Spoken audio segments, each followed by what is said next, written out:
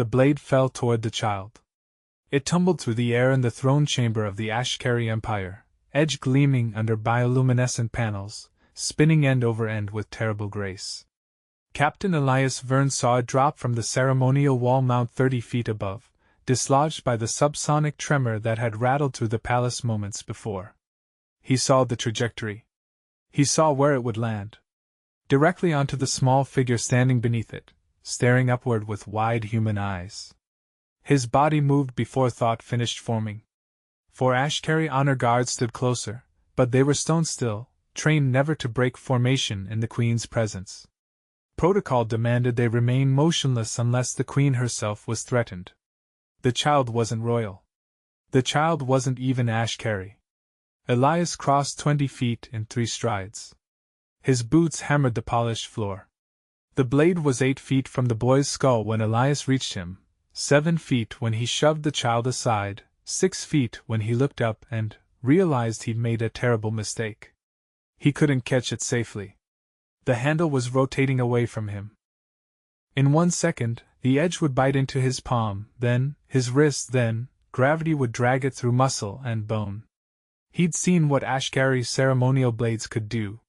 They were forged from something harder than any human alloy, sharp enough to split falling water. So he did something no Ashkari had ever seen. He stopped trying to catch it and simply reached up, palm open, fingers spread. The blade touched his hand. And froze. Not stopped. Not caught. Frozen. Suspended in the air 3 inches above his palm like it had struck invisible glass. The metal didn't tremble. It didn't fall. It simply hung there, motionless, defying every law of physics the Ashkari had spent 6,000 years documenting. The throne chamber went silent. Queen Ishara rose from her seat. She was 12 feet tall, scaled in deep cobalt, crowned with neurocrests that glowed faint purple when she concentrated. Her 4 eyes fixed on the human, on his outstretched hand, on the impossible blade hovering in the air between them. "Explain," she said.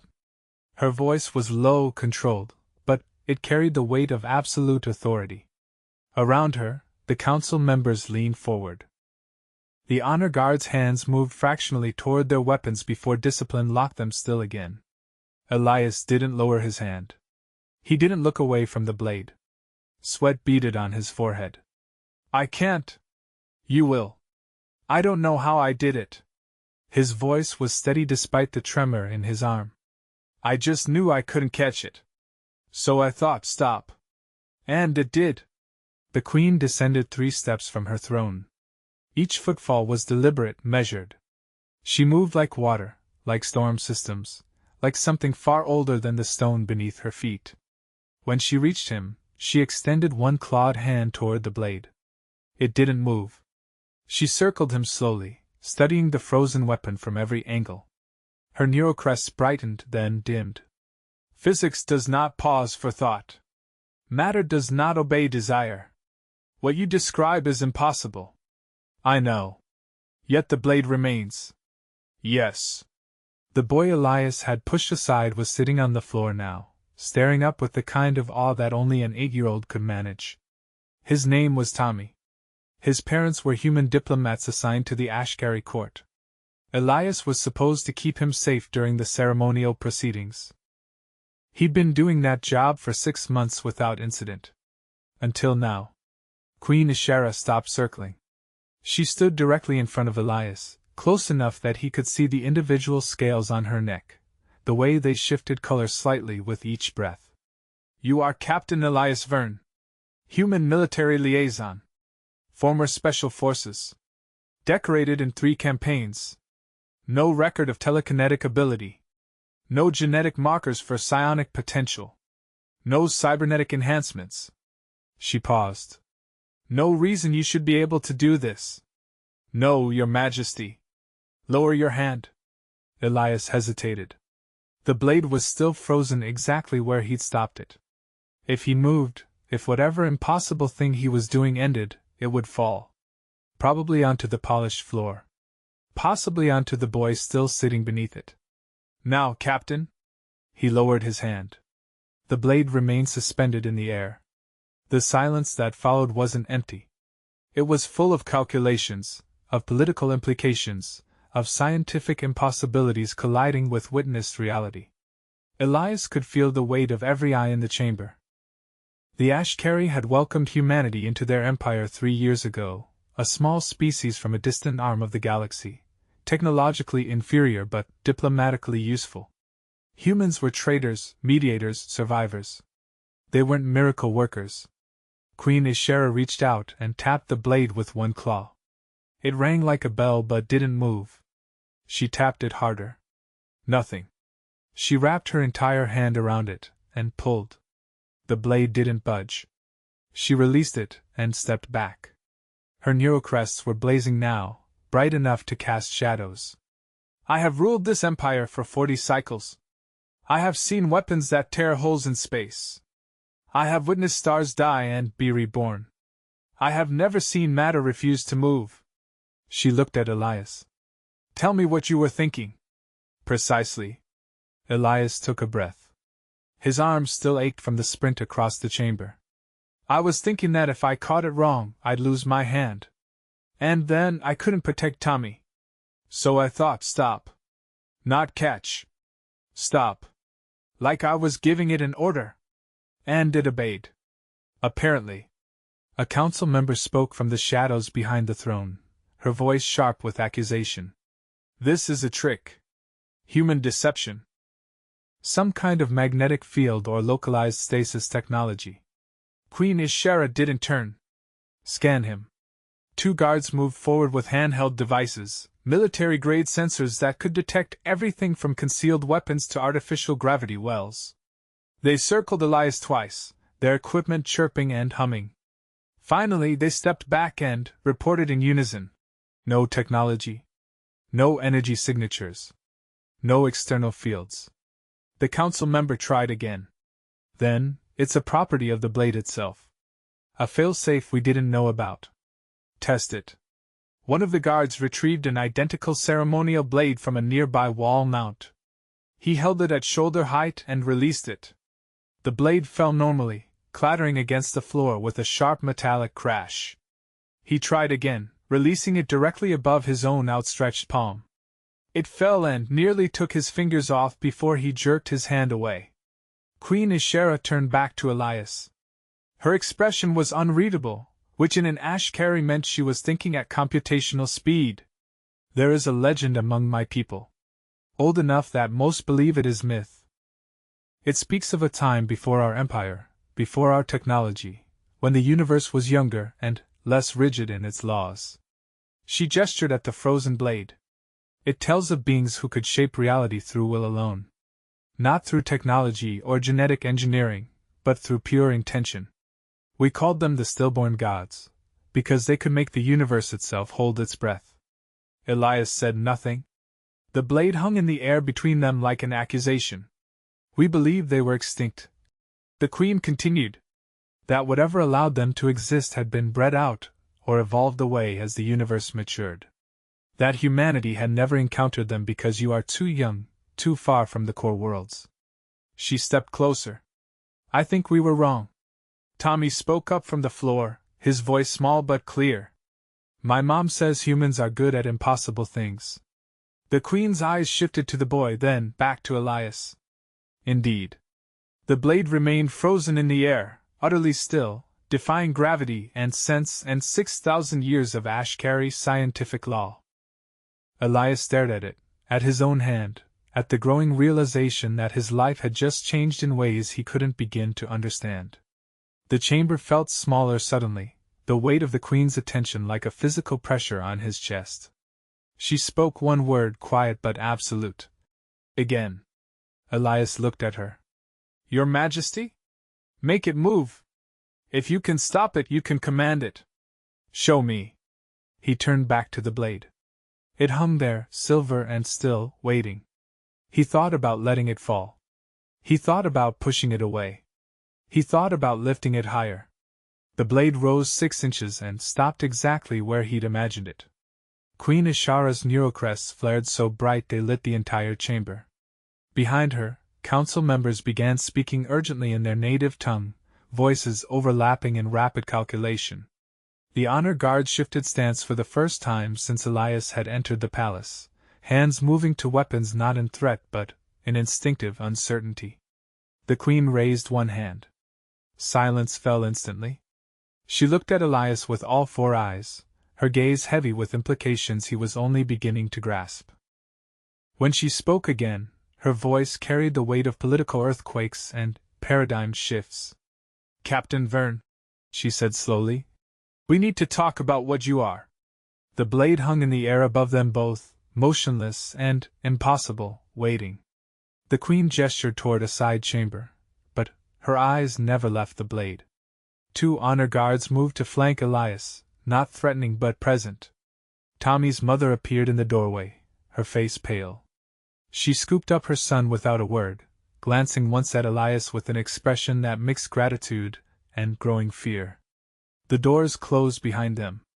Queen Ishera circled the frozen blade one more time, then looked at her chief scientist, a thin Ashkari whose neural crests twitched with constant calculation. "Theoretical probability? Of this occurring naturally? Less than 1 in 10 to the 19th power, Your Majesty. Of this being replicable?" He paused. "Unknown. We have no framework. Build one." She turned to Elias. "You will remain in the palace. Not as a prisoner, but you will not leave until we understand what happened here. Your superiors will be informed that you're assisting with a security matter. They won't be told details." She stepped closer, her voice dropping. "Do you understand what you've done? Not the blade. The implication." Elias felt the weight of her words settle over him. "You think there are others. I think humanity is 3 years into our empire, and you just violated fundamental physics in front of my entire court. If this is a human capability, even a rare one, then every calculation we've made about your species is wrong." Her neurocrest dimmed slightly. "And if it's not a human capability, if it's something unique to you, then you've just become the most valuable and dangerous individual in this sector of space." The blade remained frozen between them, a silent testament to impossible things. The chief scientist approached with a scanning device. "Your Majesty, with permission, I'd like to conduct a full medical and neurological examination. If this is a biological function, there will be signatures. Neural patterns. Chemical markers. Something." Queen Ishera nodded. "Captain Verne, will you consent?" Elias looked at the blade, then at the queen, then at the door through which Tommy and his mother had vanished. He thought about what would happen if he refused. He thought about what would happen if he agreed and they found nothing. He thought about what would happen if they found something. "Yes," he said. The examination took 4 hours. They scanned his brain, his nervous system, his genetic code. They took blood samples, tissue samples, readings of every bioelectric field his body generated. They had him attempt to move the blade again. It obeyed, rising, falling, spinning slowly in place at his mental direction. They brought in other objects. A cup, a data tablet, a ceremonial spear. None of them responded. Only the blade moved for him. When it was done, the chief scientist stood before the queen with his findings displayed on a holographic screen. Elias sat nearby, exhausted, watching his own brain activity spike in colors he didn't recognize. "The blade is the key," the scientist said. "Or rather, what the blade represents. It's not about the material. It's about meaning." He highlighted a section of neural data. "When Captain Verne stopped the blade, his brain showed activity in regions we associate with language processing, symbol recognition, and emotional valence. He wasn't trying to move an object. He was trying to prevent a consequence." Queen Ishera leaned forward. "Elaborate."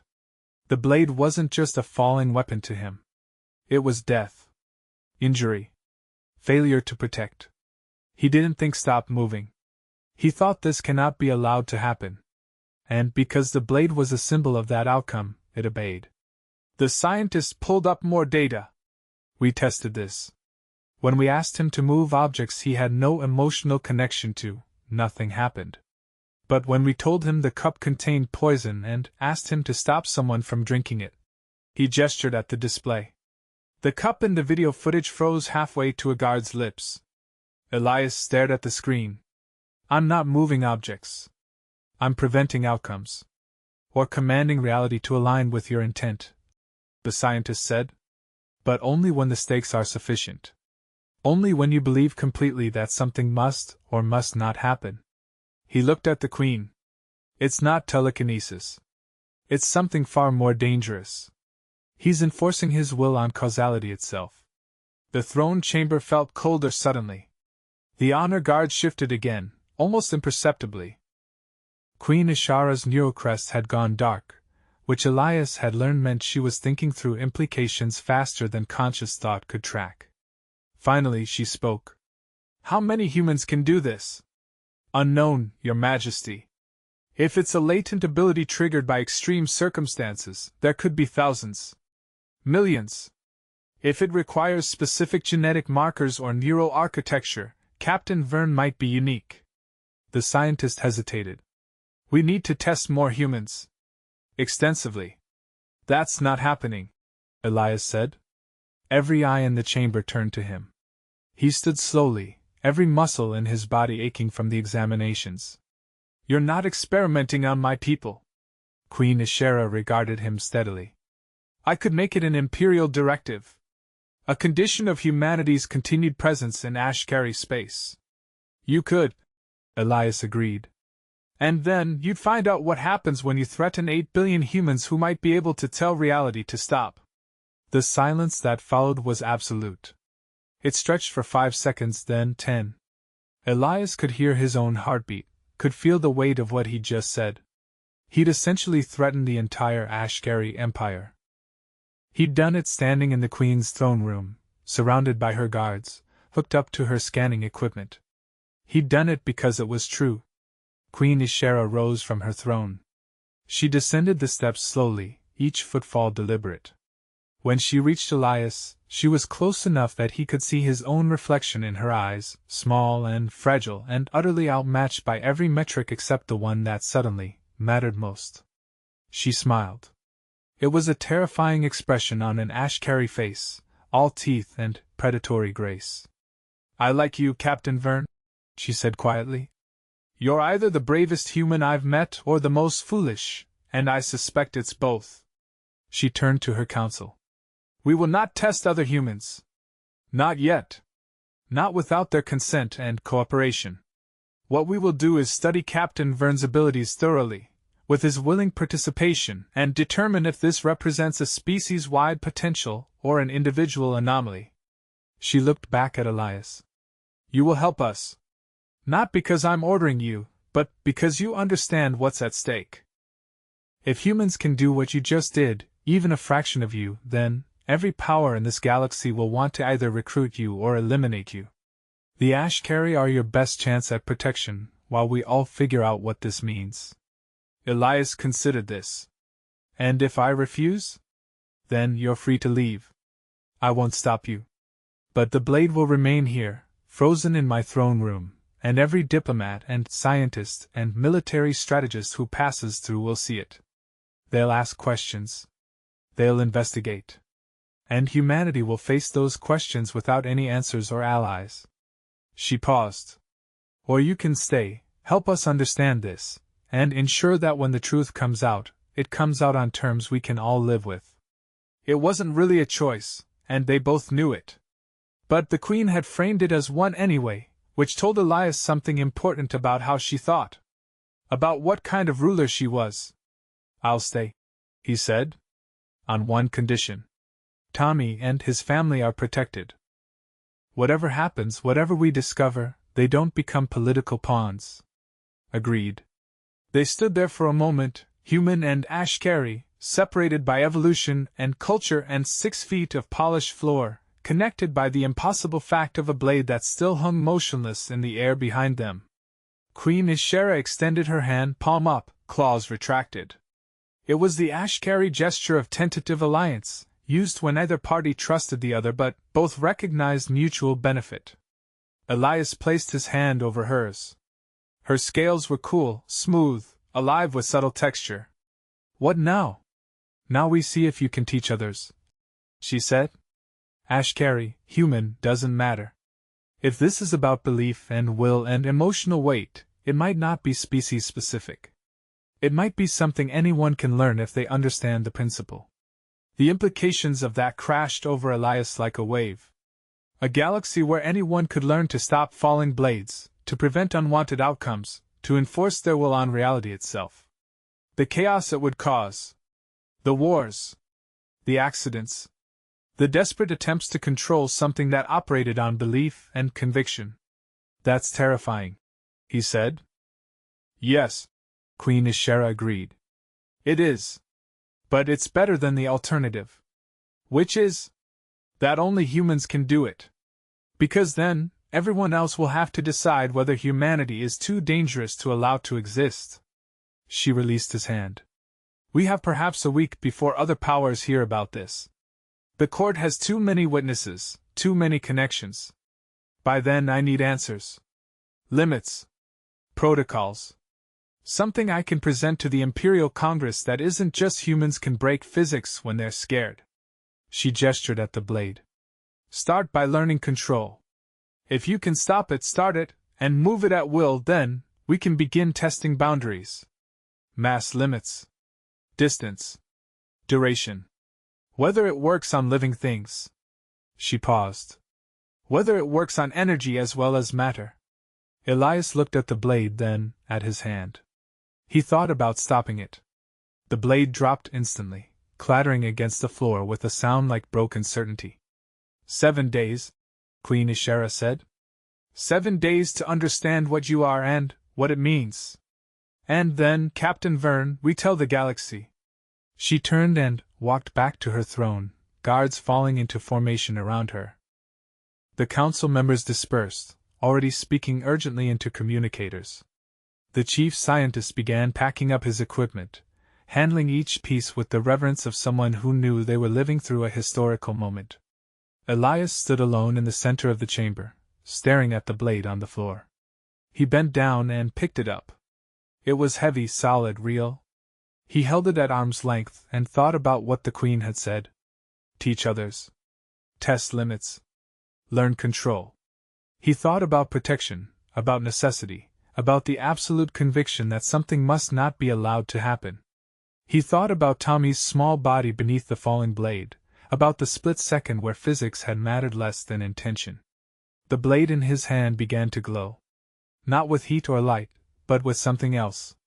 A kind of presence, like the air around it had become more real than the air elsewhere. Elias could feel it resonating with his conviction, his will, his absolute certainty that he could master this. He set the blade down carefully. It stood upright on its point, balanced impossibly, defying gravity with the same calm refusal it had shown when frozen in midair. 7 days, he said to the empty chamber. The blade remained standing, a promise and a threat and a question that would change everything. Above him, the palace's bioluminescent panels flickered once, as if the building itself was holding its breath. The training began at dawn. Queen Ishera assigned him a suite in the palace's eastern wing, guarded but comfortable. She also assigned him a partner, Sarek, an Ashcary honor guard who'd served the Queen for 15 years.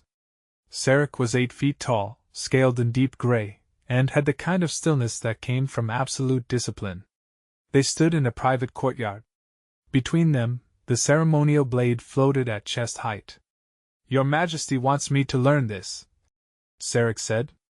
His voice was neutral, but Elias could see the skepticism in the way his neurocrests flickered. I don't believe I can. Then you won't, Elias said. That's the whole problem. This thing runs on conviction. If you doubt, it doesn't work.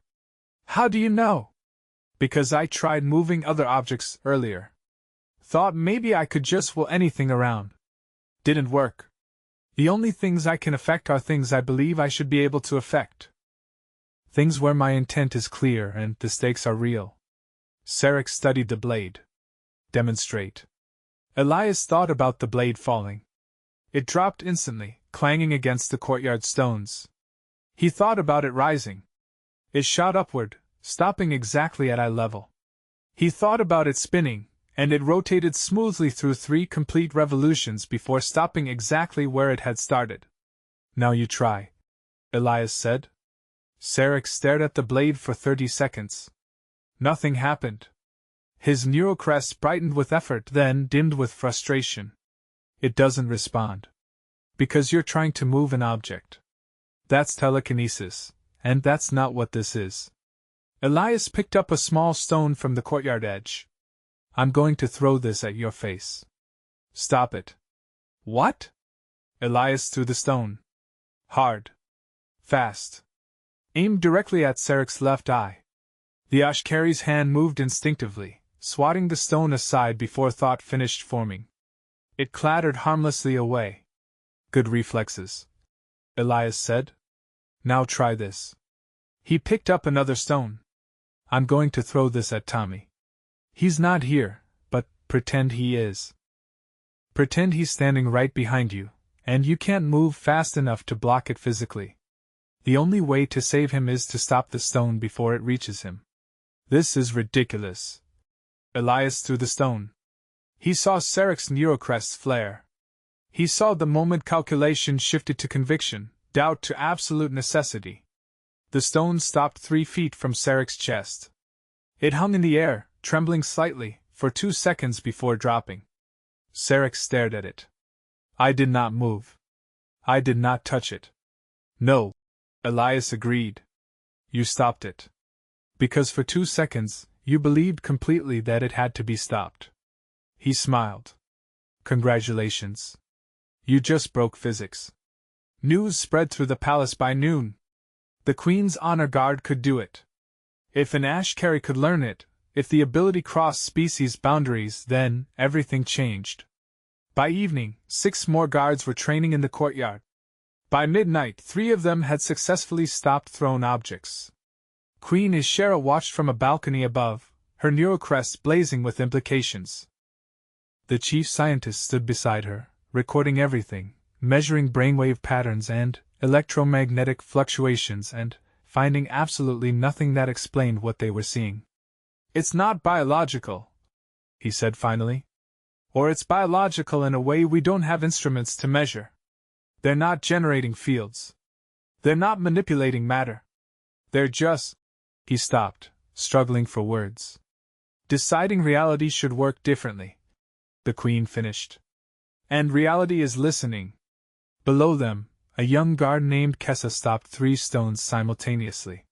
She stood in the center of the courtyard, surrounded by frozen projectiles, her neurocrests so bright they cast shadows. When she released her concentration, all 3 stones dropped at once. The other guards cheered. Actual cheers, breaking the stoic silence that normally defined Ashkari military culture. Elias found himself grinning despite everything, despite the exhaustion, despite knowing that what they were teaching would terrify half the galaxy. Sarek approached the Queen's balcony and called up. "Your Majesty, we should test combat applications." Queen Ishera descended to the courtyard. "Explain. If we can stop objects, can we stop energy? Plasma bolts? Particle beams? If conviction is the key, then believing a weapon cannot harm us should make it so." Sarek's voice carried the edge of excitement breaking through discipline. "We could be invincible. Or you could believe you're invincible and die instantly when your conviction fails," Elias said. "This isn't a superpower. It's what made manifest. It works when you're certain. When you doubt, even for a microsecond, reality snaps back to normal." Queen Ishera looked at Elias. "You've thought about this. I've thought about nothing else for 12 hours. Your Majesty, this ability is dangerous. Not because of what it can do, but because it makes people think they're gods. And gods make mistakes. Then we'll test carefully. Sarek, arrange a demonstration in the training arena. Low-energy plasma only. If anyone can stop a bolt, we'll know. If they can't, the burns will be treatable." She turned to Elias. "You'll participate." It wasn't a question. The training arena was a circular chamber 100 feet across, with walls designed to absorb weapon impacts. 20 guards assembled to watch. Kessa volunteered to test first, standing 50 feet from a mounted plasma projector. The chief scientist monitored from a shielded booth. Lowest power setting. Equivalent to a severe burn on contact, but non-lethal. Kessa's neurocrests blazed. Ready. The plasma bolt fired, a streak of superheated gas moving at 300 feet per second. Kessa raised one hand, her entire body radiating absolute conviction. The bolt struck an invisible barrier 5 feet in front of her. It didn't stop. It didn't freeze. It simply dissipated, energy bleeding away into nothing as if the air itself had decided plasma wasn't allowed to exist there. Kessa lowered her hand. Her neurocrests dimmed. I told it no. The arena erupted in voices. Guards speaking over each other, the chief scientist demanding to review sensor data, Queen Ishera standing motionless in a way that meant her mind was racing at speeds thought couldn't match. Elias felt something cold settle in his stomach. They'd just proven that conviction could stop energy. That belief could override thermodynamics. That anyone sufficiently certain could make themselves invincible to weapons that had defined warfare for millennia. My turn, he said. He walked to the center of the arena. The plasma projector rotated to track him. He thought about what Kessa had done, about telling reality, no, with enough conviction that reality listened. He thought about protection, about necessity, about the absolute requirement that he not fail. The bolt fired. Elias raised his hand. The plasma stopped 6 inches from his palm. Not dissipated. Stopped. It hung in the air like a frozen ember, glowing, radiating heat but not moving, not expanding, not behaving like plasma was supposed to behave. He held it there for 5 seconds. 10. 20. Then, he thought about it moving backward. The plasma bolt reversed direction and shot back into the projector, making the device spark and shut down with an electronic squeal. Elias lowered his hand. He was shaking. I think we need to stop testing. Queen Ishera descended to the arena floor. Because you're frightened of what we're discovering. Because we're discovering that conviction matters more than physics. And Your Majesty, I don't know about Ashkari, but humans have spent 10,000 years learning that conviction can be wrong. That certainty can be dangerous. That believing something doesn't make it true. He looked at the disabled projector. Except now it does. Now if you believe hard enough, you can make anything true. And that's going to destroy civilizations. The Queen stood silent for a long moment. Around them, the guards had gone quiet, the weight of Elias's words settling over the arena like snow. Finally she spoke. Then, we established protocols. Limitations. Rules that govern when and how this ability can be used. We make it a matter of honor and discipline, not belief and emotion. That only works if everyone agrees to the rules. Elias said. What about species that don't? What about individuals who decide their conviction matters more than protocols? He gestured at the arena. We just proved that anyone can learn this. Ashkari, human, probably others. We've created a weapon anyone can use, and it doesn't require technology or training. It just requires certainty. Sarek spoke up from the edge of the arena. Then, we classify it. Keep it secret. Only train those we trust. Too late. The chief scientist called from his booth. I've been recording everything. These results are going to the Imperial Science Council within the hour. They'll demand replication studies. Other labs will want to test their own subjects. By this time tomorrow, a dozen facilities across the Empire will be trying to teach their people to stop plasma bolts with their minds. Queen Ishara's neurocrests flared bright enough to illuminate the entire arena. Then, we have less time than I thought. Captain Verne, you said 7 days. I'm giving you 3. In 3 days, the Imperial Congress meets. I need to present this to them with protocols, limitations, and some kind of framework that prevents it from tearing civilization apart. Can you do that?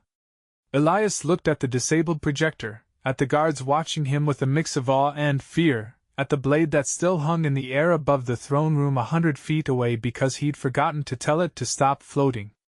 I don't know, he said. But I'll try. Try harder, the Queen said.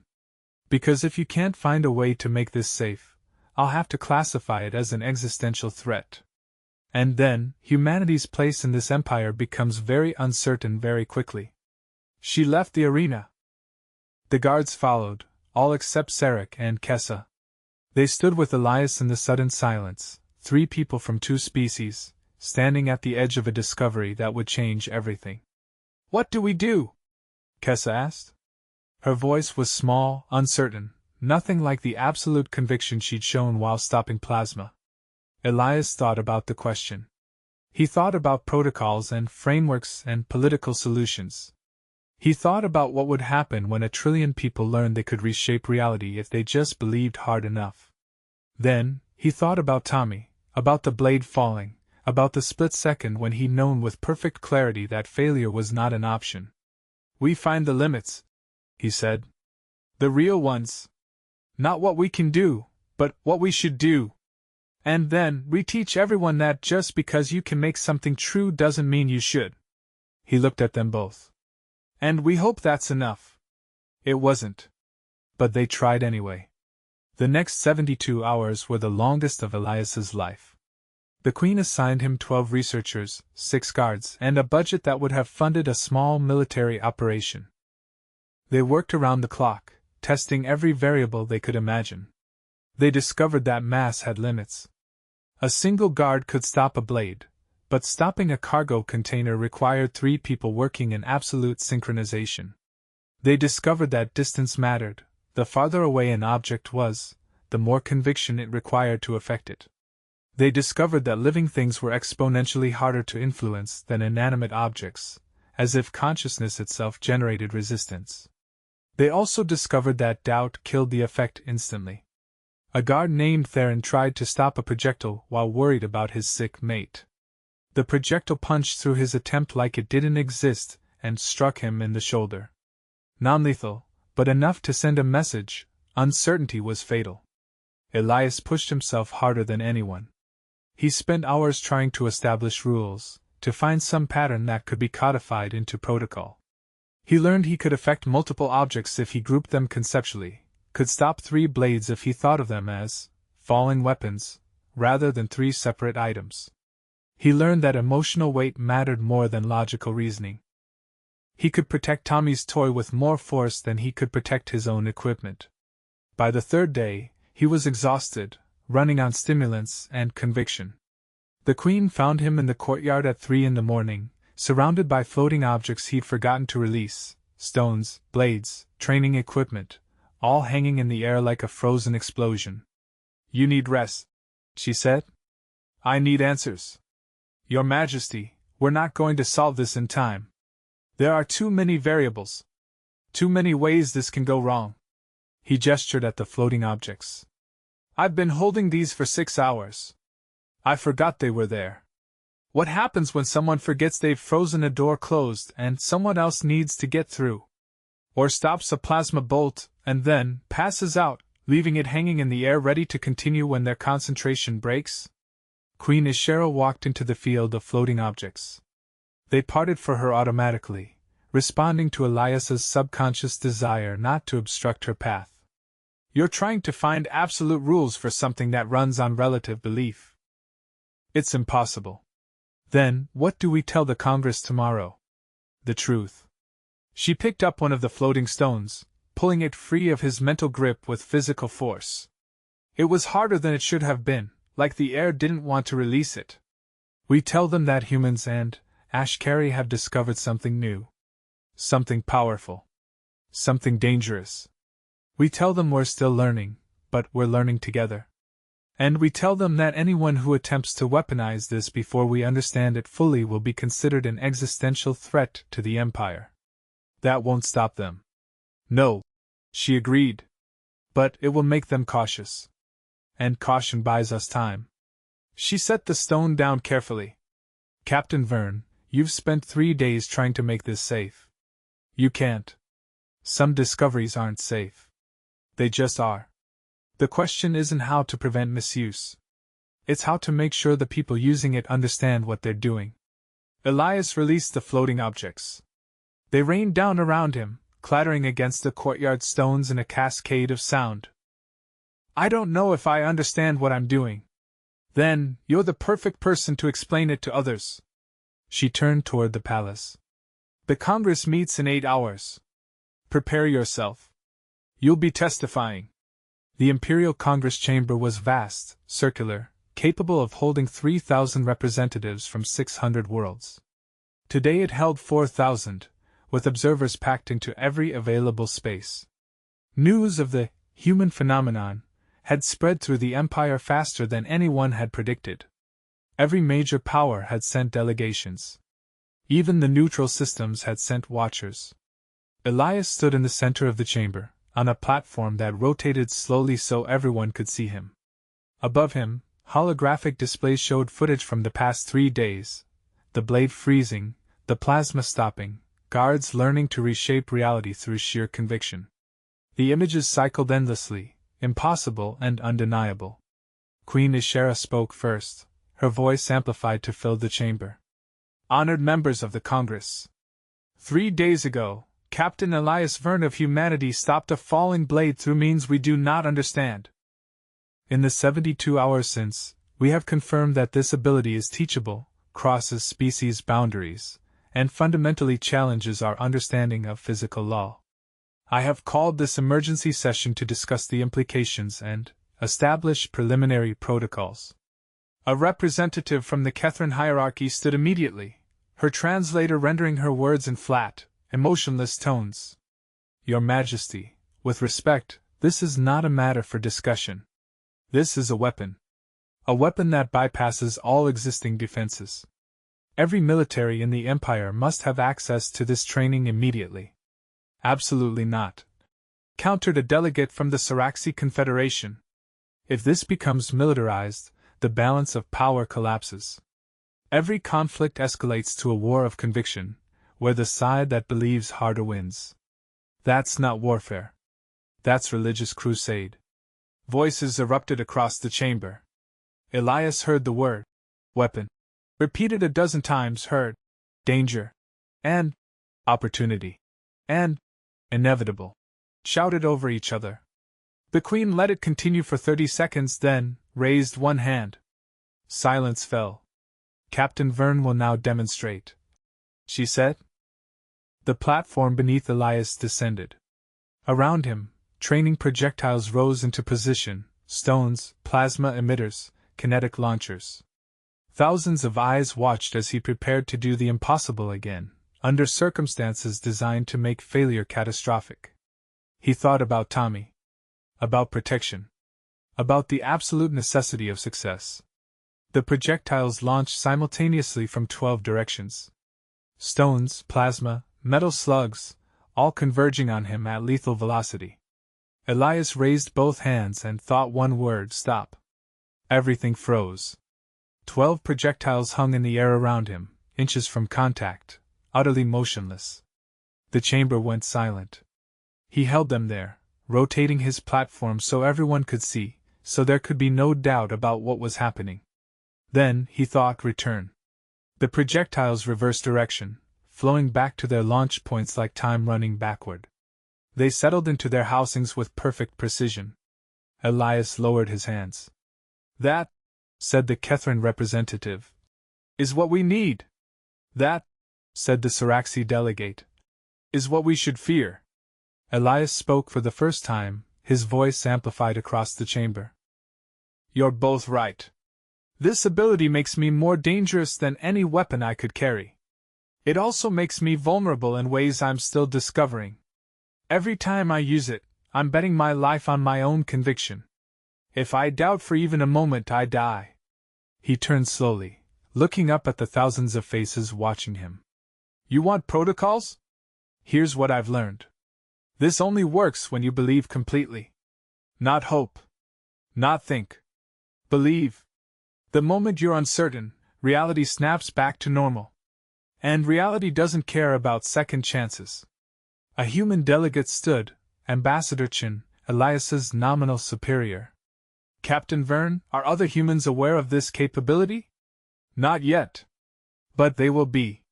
You can't keep something like this secret, Not when everyone in this chamber has recordings. By tomorrow, every human in the Empire will have heard about this. Some of them will try to learn it. And some of them will succeed. Then, humanity becomes a threat, said a voice from the military section. A population of 8 billion potential reality warpers. Your Majesty, this cannot be allowed. Elias felt something cold and sharp crystallize in his chest. He'd known this moment was coming, had prepared for it, but, hearing it stated so baldly still hit like a physical blow. Queen Ishera rose from her seat. Representative Koz, are you suggesting we restrict humanity's movement in Imperial space? I'm suggesting we neutralize the threat before it becomes unmanageable. Quarantine human worlds. Restrict their access to the greater empire. Monitor them until we understand the full scope of this phenomenon. Quarantine 8 billion people because one of them can stop projectiles, Ambassador Chen said. His voice was steady, but Elias could see the tension in his shoulders. That's imprisonment without crime. It's threat mitigation, Koz replied. Your Majesty, we've spent 6,000 years building a stable civilization. This ability destabilizes everything. If humans can learn it, others can. Soon everyone will be trying to reshape reality through conviction. Do you understand what that means? The end of physics as a shared framework. The end of objective reality. Everyone living in whatever version of the universe they can convince themselves is true. The chamber erupted again. Elias heard proposals shouted from a dozen directions. Restrict the training, classify it as a military secret, establish a new regulatory body, ban the ability entirely. The suggestions grew more extreme, more desperate. Someone called for mandatory inhibitor implants. Someone else suggested exiling anyone who demonstrated the ability to neutral space. Elias stood in the center of it all, listening to thousands of beings debate his existence, his humanity's future, their place in a universe that had suddenly become much less certain. Then, Sarek stood in the guard section, and his voice cut through the chaos. I can do it too. The chamber fell silent. I'm at Carrie, Sarek continued. I've served the Queen for 15 years. I have no connection to humanity except that Captain Vern taught me this ability. If you quarantine humans, you'll have to quarantine me as well. And the 6 other guards who've learned it. And anyone else who demonstrates the capability regardless of species. He looked directly at Representative Koz. Unless you're suggesting we quarantine everyone who shows potential. In which case, I suspect you'll find yourself very isolated very quickly. Kessa stood as well. Then 3 other guards. Then, a junior scientist who'd been studying the phenomenon. They stood scattered across the chamber, different species, different backgrounds, united by the fact that they'd all learned to make reality pause. Queen Ishara's neurocrests blazed so bright they lit the entire chamber. This is not a human ability. It's a universal ability that humans discovered first. Captain Vern, how many beings in this chamber do you think could learn it? Elias looked at the thousands of faces. Everyone. Maybe not today, maybe not easily, but everyone. Because it's not about biology. It's about conviction. And every sentient being is capable of absolute certainty about something. Then, we regulate conviction? Asked a delegate, her voice edged with incredulity. Establish laws governing belief itself? No, Elias said. We teach responsibility. We make it clear that this ability is dangerous, that it requires discipline, that just because you can make something happen doesn't mean you should. We treat it like any other powerful tool, respect it, understand it, and use it carefully. And if someone doesn't? Representative Koz demanded. If someone decides their conviction matters more than reality? More than law? Then, they face consequences. The same consequences anyone faces for misusing power. Elias met the representative's eyes. But you don't punish an entire species for potential misuse. You don't imprison people for capabilities they haven't abused yet. The Queen spoke into the silence that followed. The Imperial Congress will vote on 3 measures. First, whether to establish a research council to study this phenomenon. Second, whether to create protocols for teaching and using this ability. Third, whether to restrict any species movement based solely on potential capability. She paused, her gaze sweeping the chamber. I will state my position clearly. I support the first two measures. I will oppose the third with the full weight of the imperial throne. Not because humans are my allies, but because setting precedent that potential equals threat means none of us are safe. Today it's humans. Tomorrow it could be any species that demonstrates something new, something powerful, something we don't understand. The vote took an hour. The first two measures passed overwhelmingly. Research would continue, protocols would be established. The third measure failed, but not by the margin Elias had hoped. 32% of the Congress had voted to restrict humanity's freedom based on fear of what they might become. As the chamber emptied, Ambassador Chen approached Elias. That could have gone worse. 32% wanted to imprison us. And 68% didn't. That's a win, Captain. Chen looked tired, older than his years. But it's a fragile win. If even one human misuses this ability, if even one incident makes the news, that vote will reverse. We're on probation, whether the Queen admits it or not. Elias knew he was right. They'd won a reprieve, not acceptance. Humanity's place in the Empire now depended on making sure no human anywhere did something stupid with an ability billions of them might learn. No pressure. Queen Ishera found him on the palace's observation deck after midnight. The city spread below them, billions of lights representing trillions of beings, all living in a universe that had just become fundamentally less stable. You did well, she said. I didn't do anything. Sarek and the others standing up, that saved us. You taught them. You showed them what was possible, then trusted them to choose how to use it. That's leadership, Captain. She looked out at the city. The Research Council convenes in a week. They'll want you to help develop the training protocols. It will mean staying here indefinitely. What about my actual job? I'm supposed to be a military liaison. You are. You're liaising between humanity and an empire that's terrified of you. She glanced at him. I'm offering you a new position. Chief Advisor on Conviction-Based Phenomena. You'd work directly with the Research Council, help shape how this ability is taught and regulated, serve as an example of responsible use. I'm not qualified for that. No one is. But you understand better than anyone that conviction without wisdom is dangerous. That's the lesson we need to teach. She turned to face him fully. In 6 months, 1 billion beings across the Empire will have tried to learn this ability. Some will succeed. Most will fail, but the ones who succeed will need guidance. Rules. A framework for understanding what they can do. You help create this situation. Help me manage it. Elias looked out at the city, at the impossible scope of what they were proposing. Teaching conviction-based reality manipulation to a civilization that had spent millennia perfecting objective science. It would either revolutionize the Empire or tear it apart. Probably both. I have one condition, he said. Tommy and his family get protection. Permanent protection. Because if someone wants to pressure me, threaten me, make me do something I shouldn't, they'll start with the people I'm trying to protect. Agreed. They'll have Imperial Guard status starting tomorrow. She extended her hand again, the Ashkari gesture of alliance. Do we have a deal, Chief Advisor Vern? He took her hand. Her scales were cool in the night air. We do.